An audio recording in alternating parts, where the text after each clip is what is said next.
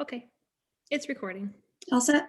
Yep, I'm gonna reshare, share, and then we'll just start right from the beginning. Perfect. Can everyone see that okay? Perfect. Okay. All right. So hello, everyone. I'm Bonnie, and then Heather, she was just talking. We're dietetic students at the University of Connecticut. So we're super excited to share this information with you guys on how to get your kids and family to eat more produce. So some of the goals for the end of the presentation, you will have learned the serving sizes of fruits and vegetables, why we eat them and why they are important for our health, and some strategies to get kids and family excited about fruits and vegetables. So the table of contents I just went over briefly, so we can skip that.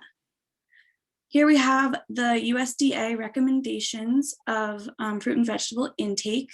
As you see, it starts at 2 years old, but that's just where they started it, but you should be introducing fruits and vegetables earlier, as early as when you start introducing solid foods at about 6 months. The earlier you introduce and expose your children to fruits and vegetables, the more they'll be able to form a preference for them, and therefore just eat more of them when they as they grow up.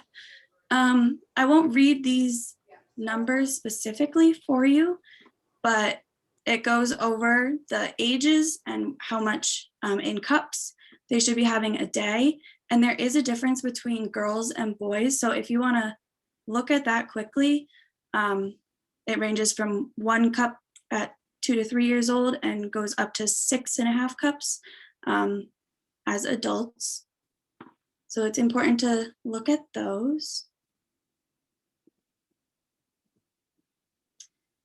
And here we have some of what the servings actually look like. I know it's sometimes looking at a number says 2 cups or 3 cups a day. It's hard to conceptualize what this actually means in terms of the food that you're actually eating. So we have 2 pictures here. If someone wants to unmute or send in the chat, I can look there too. They have these 2 pictures are different for the serving sizes of each. If you want to take a guess at what size that picture on the left, the sizes are a bit smaller, what ages that would be for. If anyone wants to say that in the chat or unmute it, that'd be great.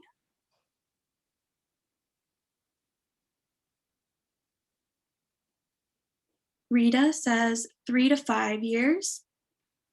That's close. It says it's 2 to 3, but yes, that's really close. And you can see the differences between the left and the right. It's a half apple versus a full apple. The right picture is ages 14 to 18-year-olds, so adolescents. And this is kind of self-explanatory too. You wouldn't be serving your toddler 16 grapes with lunch. It'd be more realistic to go with the left picture of 8 grapes sliced at their snack time. So that's just another helpful image to look at, to know that they're not just numbers, it's actually servings of food.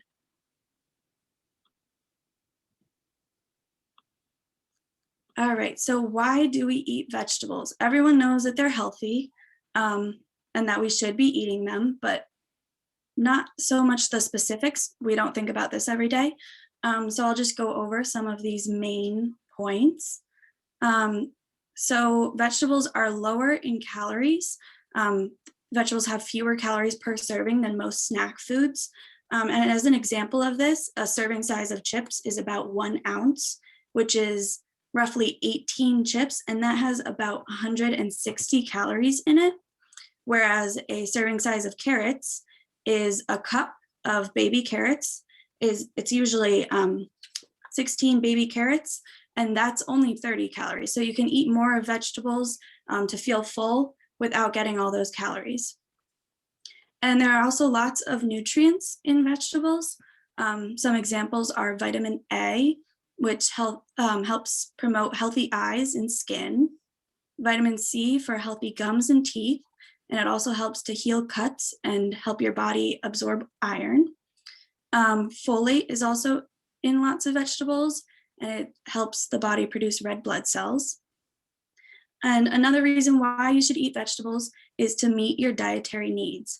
This is an important one. Many Americans do not get enough fiber and potassium in their diet, and vegetables have high amounts of these, so you can easily take care of your dietary needs by adding more vegetables to your diet.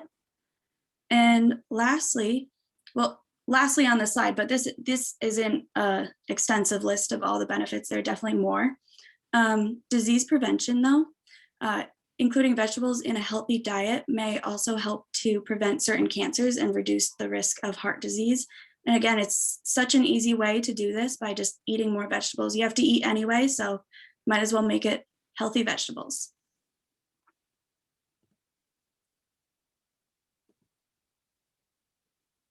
Oh, I think it skipped one, the fruit. There we go. Yes. So here's, just like vegetables, we all know to eat fruit. We know it's healthy, but why? Again, fruits are also naturally low in calories, as well as fat and sodium, which we want to limit excessive intake of.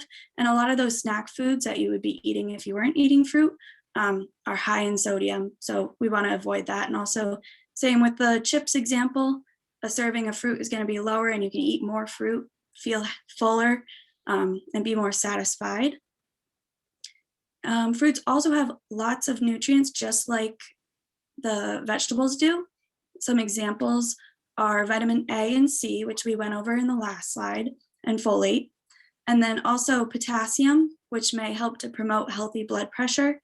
And again, like we said, a lot of Americans don't eat enough potassium in their diet, so just adding more fruits can definitely help with that. And another is bodily function.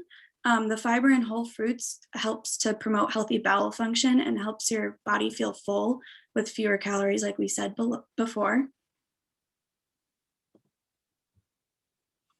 Another important thing to consider is eating the rainbow.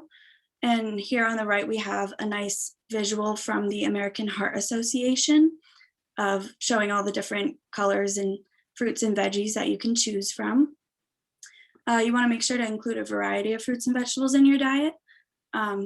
They all contain different nutrients and are beneficial for your health.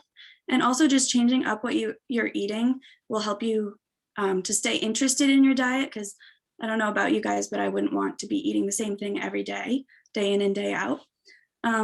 So it's just a nice visual to see all those different options. And an important thing to note, though, is that if your child gets stuck on one fruit or vegetable and refuses to eat any other ones, that's completely okay. The most important thing is that they're eating those fruits and vegetables. So if he or she will only eat strawberries, then just keep on giving them strawberries, because it's not going to hurt. It's definitely still a fruit that they're getting, so that's good. And next, Heather will be taking it away to talk about some strategies to eat more of the fruits and vegetables. All right, so we are going to start with picky eating, and this is really big in preschoolers, and it's pretty typical for them too. Like it's a standard thing, and it's just because they're starting to grow up, they're starting to become more independent, and they want to start making more choices themselves. So one of the things is you don't need to worry about the exact amounts that they eat every day. So just try to look at it a bigger picture. So focus on like how many fruits and vegetables they have eaten for the week, or you could even break it down smaller if you wanted to until like a couple days. So, they're going to have good days and you're going to have bad days. So if one day they're just not into it and they just are refusing their fruits and vegetables, and the day before they ate a ton of them, then it's fine. Like there's no need to stress about that. Another way to get them to want to eat more is to offer them a variety. And you want to try to work them into every meal that you can. And by a variety, you can always try like asking them, would you prefer to have grapes or strawberries with your lunch? And sometimes just giving them that option gives them enough control that they are more willing to eat whatever it is that they chose. Let's see. And you need to be consistent studies have shown that it can take 12 to 20 exposures before acceptance of a new food. So, if you try carrots at dinner and they just won't have it, and then you try them again, it may seem like it's impossible. But until they are exposed and offered that food choice 12 to 20 times, they may not be accepting of it. And again, that is completely normal. A big way to get your preschoolers involved in wanting to eat more vegetables is to involve them in the cooking. Kids, they feel good about doing adult things. And so when they're involved in the process, that will make them more likely to want to eat those foods as well. Okay, let's see. So we have some kitchen activities. So at 2 years old, you could have your 2-year-old tear up lettuce if you're making a salad or any greens. They can help read a cookbook by having them turn the pages for you. And you can also, whatever vegetables or fruits that they decide they want to eat for whatever meal or snack they're having, you can always make it fun for them by having them make faces out of those fruits and vegetables on their plate. And then we're going to move on to at 3 years old. Now it's important to remember too that at 3 years old, they can do everything a 2-year-old can do, plus the addition of these items we have here, which they can add ingredients, scoop or mash out potatoes. I remember as a kid, it was always fun. My mom used to let me scoop the potatoes onto the plates as she was plating them. Stir batters. Who doesn't like to climb up on a chair when you're little and stir like the cookie batter or the brownie batter or whatever you're making. And then they can also slice soft fruit with a plastic knife. So if you have a plastic knife laying around, or if it's something you think they might be interested in, it might be worth investing in just having some. And then at 4 years old, you could have them peel eggs and fruit. They can help measure out the dry ingredients, and they can also set the table. And let's see. Okay. So has anyone ever heard of or visited the MyPlate website? You can unmute or you can put in the chat, but Bonnie, if they chat, will you just let me know because I can't see the chat? Yes. Thanks. I will actually. So myplate.org is a very useful tool. There is a ton of good information on this website, and I'm going to actually switch my screen so that I can show you. It might also be helpful if you want to copy the link into the chat so that they can all. I can't see that. I will put it in the chat at the end since I'm. Or I can, yeah. No, it's weird. I don't know. Okay. Can everyone still see my screen though? Okay, perfect. So here on MyPlate, if you click the lifestyle stages tab, it will break up all of the different lifestyles that you could fall into. So if we go into the kids and then you scroll down, they have a bunch of games on here that you can use to help your kid want to be more involved in vegetables. So the first thing we come across is this MyPlate Pledge. And this is a really great activity that everyone in the family can do. So it doesn't have to be just for kids. And honestly, if the entire family is partaking in it, it will motivate everyone to want to do it. And then you can do it together. So you can download these little certificates and print them out or keep them, in a place that is beneficial for everyone. And then you can mark off these little boxes as you complete the challenge. And then once you finish it, everyone will have their certificate where they completed their MyPlate challenge. If you keep going, there are nutrition ebooks on here available and games that you can use to help teach them. I was actually going to show you this blast off, but it requires was it Adobe Flash? That's no longer a thing. So we just have to wait for them to update that. But in the meantime, I would definitely utilize the ebooks. And then I would highly recommend too taking a look at this MyPlate Pledge. That's good for everybody. So let's go back. Okay. Okay.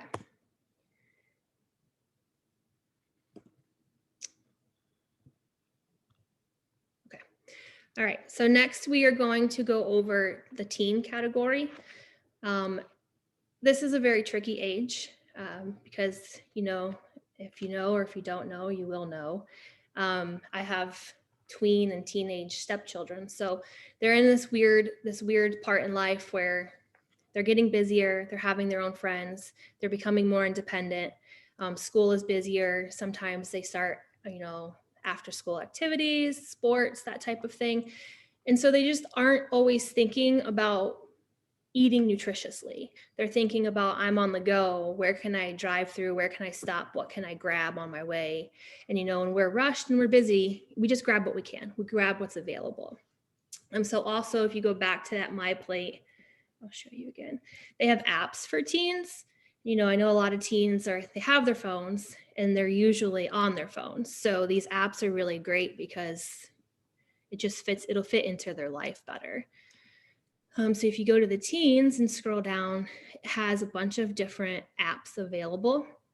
And if you click on these, like the BAM I had on there, just a dining decision app, if they're eating out with their friends or they're at a restaurant, friends, family, and they have this app, then they can just go in there and it'll tell them based on where they are, what would be the best options for them to choose to eat. And if you go in here too, you can scan the code and it'll take you right to the app on your phone. So that's a pretty cool thing, I thought, for teens. And let's go back. Okay. All right. And then here we have some tricks just to use in your household that are good for the whole family. So if you have fruits and vegetables washed, cut up, and in a place that's easy to grab, you're more likely to take them just because it's so convenient. Like Heather was just saying, when your lives are busy and you have things to do, it makes it easier just to prep them all and have them out. Another thing is, if you don't have an on-the-counter fruit bowl, think about getting one, because studies have shown that if it's in your line of vision, you and your kids are more likely to readily grab it. And part of that is easily peeled fruits, like bananas and clementines are great options to have out there, just because it's so easy to grab and eat and go wherever you have to go. Like going off that, like fruits like pineapple, they're still great, but it's difficult to have them ready to eat if you're just looking at a whole pineapple on your counter. You're less likely to grab that if you're in a rush. Avoid buying calorie-dense snack foods. If they're not in the house and available, you're less likely to eat them, just kind of the out of sight, out of mind method. If you do buy calorie-dense snacks or chips or something like that, we're not saying don't do that at all, but if you do, just make it a habit for your family to portion out the serving size into a bowl or a napkin, instead of eating straight out of the bag, because that can be a dangerous game to play if you're watching TV, relaxing, or just mindlessly eating. So make a point to portion those out so that you're enjoying them in a responsible way, that you're not going to overeat.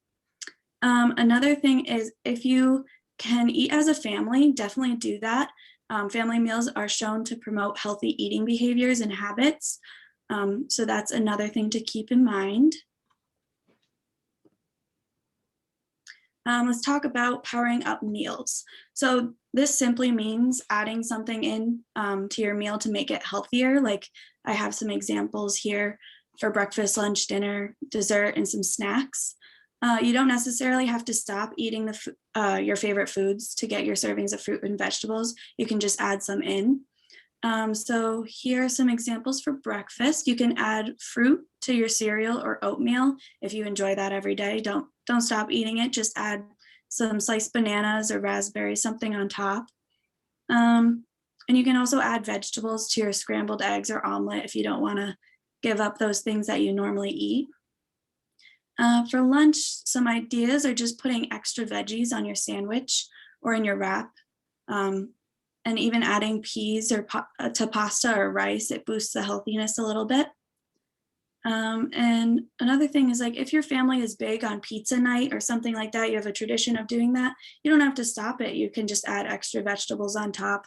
I know I love peppers and onions or broccoli on top of the pizza. It's still delicious. And another way you can include a bunch of vegetables is in soups or casseroles, especially when it's cold out. And dessert, this one of the examples that I love is, I know it's still cold outside, but once it gets to summer and starts to warm up, you can make your own ice pops. You just want to make sure you're using 100% fruit juice. And by doing that, if a half a cup of fruit juice is a serving size, so that's an easy, fun way to get the fruit into your child's diet, and in a way that they, I'm sure, would love a nice ice pop on a hot day.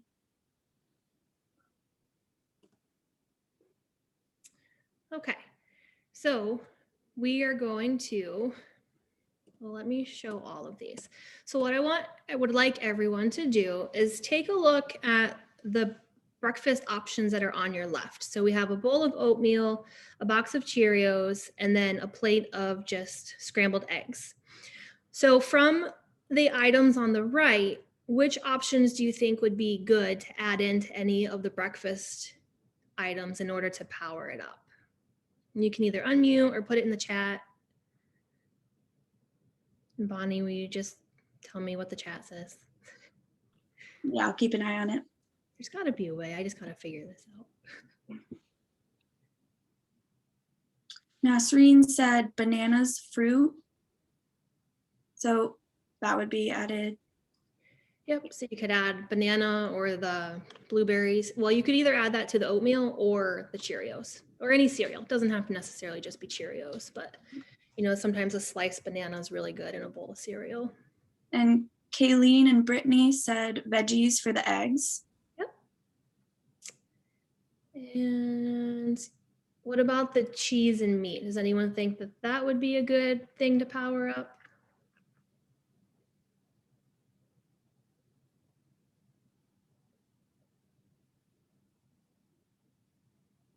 Tina said some cheese can go into an egg scramble for sure. Absolutely. Yep. So the reason I included the cheese and the meat platter, and it doesn't have to be, that looks like pepperoni and like cold cuts, but if you're having the eggs, and a lot of times I know for like my family, if they want stuff in their eggs, they typically want cheese and meat. So they want like an omelet, right? Like a Western omelet. But by adding it, so you add that stuff in, give, you know, provide for them what they like. But if you also start throwing in some of the vegetables, like some spinach or onions or peppers, they're still increasing the vegetable intake while they're eating the omelet that they normally like to eat. So, you know, you don't have to necessarily take out the meat and the cheese, just add in the vegetables.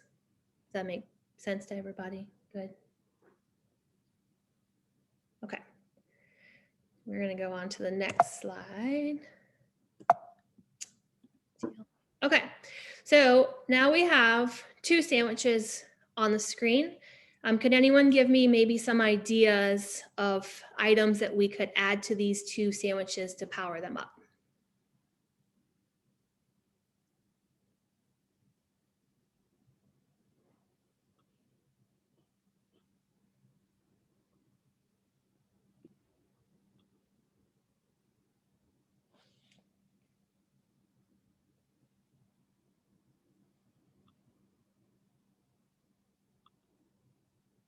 Kayleen said veggies, so lettuce, tomatoes, and onions. Brittany also suggested veggies to the sandwich, tomatoes and lettuce. And Kayleen also mentioned cucumbers or peppers. All good options, and that's exactly what we have. So these three options would be the powered up sandwiches. And I also noticed, you know, when I was making this, just how much more color are in the powered up sandwiches. And, you know, I was thinking about this and I was like, if I walked into like a cafeteria or if I was at home even and I had a sandwich from the left and a sandwich on the right, like I would take the sandwich on the right just because it looked better. Has more colors. It's bigger. It is bigger because the vegetables are adding volume to it. And so it's just an overall. In the chat, Kayleen said those powered up sandwiches are making me hungry. I know, right? They just look so much better. And a lot of times you don't even think about it. Like, I mean, I'm guilty of it myself. I'll be in a rush and I'll just make a sandwich on the left. But, you know, when you have it side by side like that and you can compare them, you just see, you know, I mean, I do anyways. The ones on the right just look more appealing to me. Like I would definitely grab that one before I grab the one on the left. All right, and we have one more thing. So power up with fiber. Last question I might ask you. I don't know. We'll see. Any suggestions from anyone on how to increase the fiber? And again, this is just adding things into your regular dishes and snacks that you normally eat. So.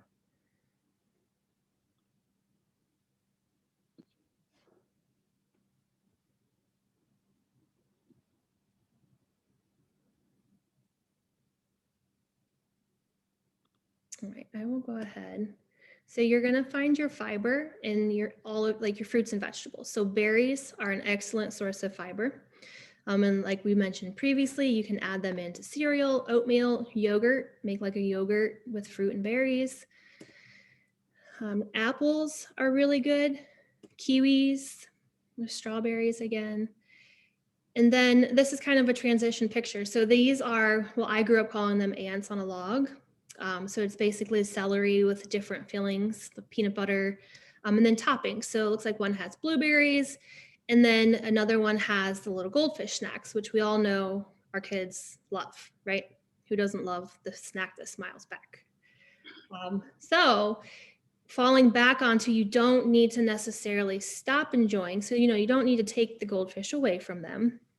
But if you were to give them the goldfish, like the picture with the celery, like include that with a vegetable, then they're going to get more benefits from it. So again, it just kind of keeps them satisfied because they're getting the snack that they know and that they enjoy, but it's also adding in a vegetable. And then I have just a couple examples of other snacks that, you know, again, you don't necessarily have to stop providing these, but just include it with something else. So if if they have a pack of fruit snacks, maybe give them like an apple with it. Or, you know, if they want some of these veggie straws, I know it has vegetables on there, but it's not like they actually took that tomato and sliced it and made a snack out of it. It is still like a chip product. So, you know, maybe just include that with a handful of berries, or, you know, you could even give them that with one of the celery stick pieces. So, you know, you just be creative, mix it up, introduce these new foods in with the foods that they're currently enjoying and will eat.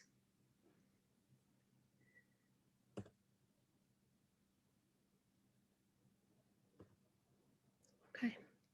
Does anyone have any questions for us?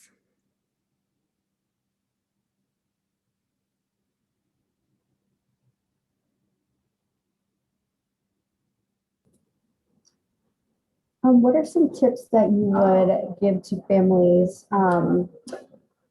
to try to help their children try these new, like fruits and vegetables? I know we said have mealtime together, but we do have some picky eaters here. So do you have any tips that we could, so parents could try these at home or get them to try a new fruit or vegetable? Yeah, so don't repeat it, continue to offer it. You know, if they reject it once, twice, even 10 times, like that doesn't mean that going forward, they're going to continue to reject it. Another option would be is to try presenting it in different ways. So like, let's take baby carrots, for example. If you were to give them plain baby carrots and you've done it multiple times and they're just not having it, they're just not interested, right? You could try maybe slicing up a carrot instead. You could also introduce like it with a dip. So you can make your own dip out of yogurt. You can make like a ranch dip. They make like the season packs and make your own with the yogurt, and then or hummus, something like that, something that they can then dip it in that gives it a little different flavor, but still provides the benefits of eating the vegetable. Great, thank you.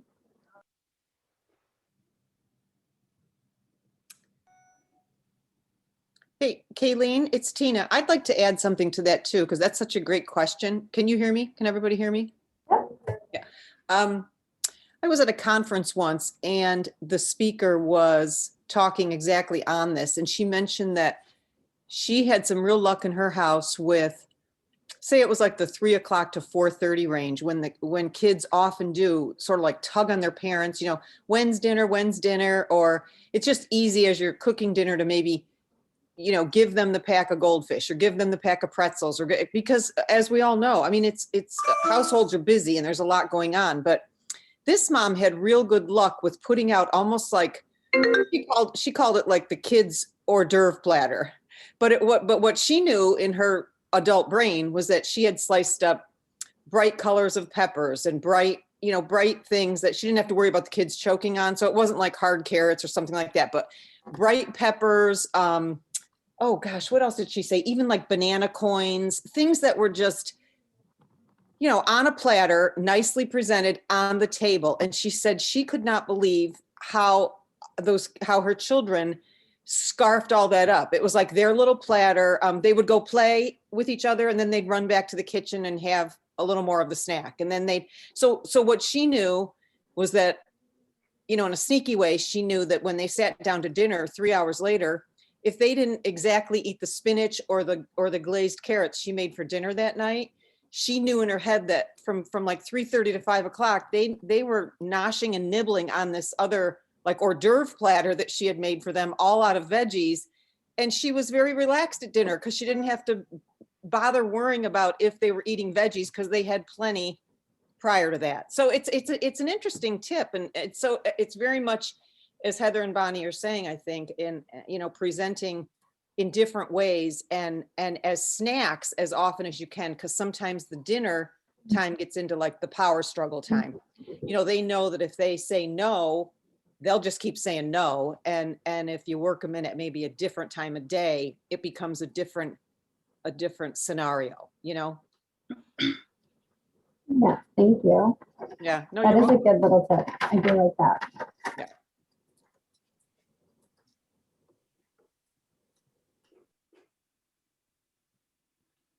Okay, so Carmen has left, and then we had maybe one or two more girls. You mentioned the QR code here, and then the I don't really know who's still with us, but you might want to put in the chat again the post survey for like 1 minute, and then we'll scoot out. Awesome. Do you want me to stop recording? I think you can. Okay. Yeah, I think you can. Okay. That's great. So I think that one of you, well, I guess Heather then will get the whoever did the Zoom link. I think that was Heather. You'll probably get a notification from Zoom that you have a recording. I think that's how it goes. That happens to me when I Yeah. do WebEx. Okay. And then we'll have to see if it's real weighty, or, you know, if you can send it through email. I'm not sure how this will work, but I'm not